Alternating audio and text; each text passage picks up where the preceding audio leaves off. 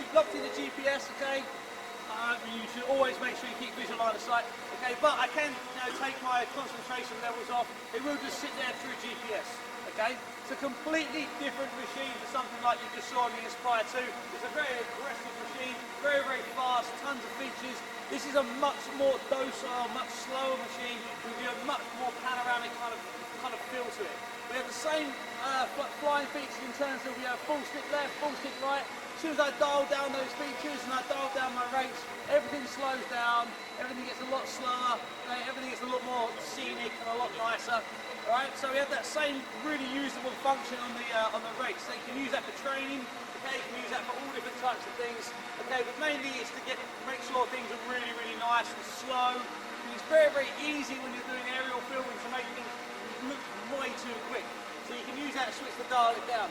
When that switch is dialed down, it does apply to every feature as well. So my climb, full stick on my climb, full stick on my yaw, everything's really, really slow. Okay? And as soon as I increase the speed, okay, obviously everything gets a lot faster. Alright?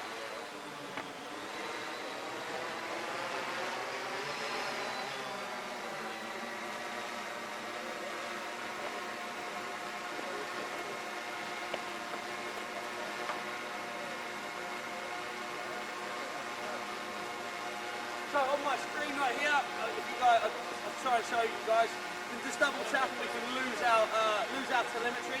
Okay, but you can see I have 12 to 42 mils, so I can come in on my zoom, and then I have touchscreen focus, like so. I can start moving the machine around. And you can see even at full zoom, the camera stays relatively solid.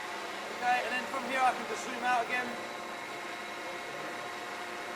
Like so, double tap, bring back my features.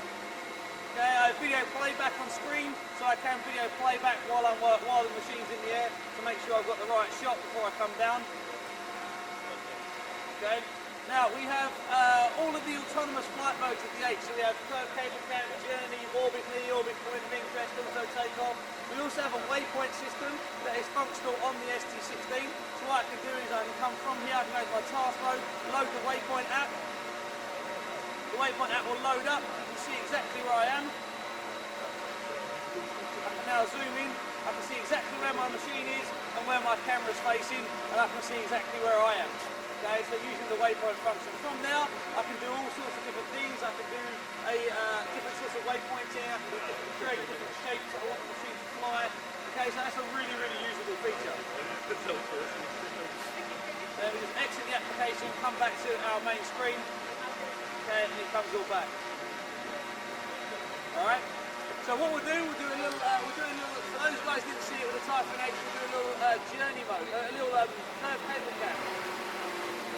So we'll start the X920 right here, we'll load our autonomous flight modes, we'll load the curve cable cam, we'll get a little tutorial that we'll skip through. So what we'll do is we'll load that point as point number 1. So it's just that location. Okay, now we're going to fly up, we're going to fly to point number 2, which we're going to make over here somewhere. Not to go too far away. Okay, which we'll make right there. Mark that as point number 2. We'll fly along the back over here. Okay, mark that as point number 3, and then we'll come back down into the courtyard.